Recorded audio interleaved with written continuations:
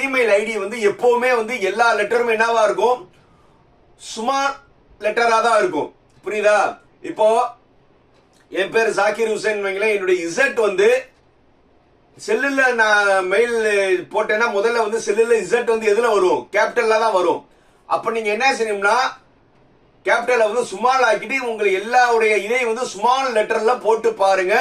உங்களுடைய பாஸ்வேர்ட் போட்டா maximum open ஆயிரு. இதுதான் வந்து மேக்ஸிமம் வந்து தப்பா இருக்கும்.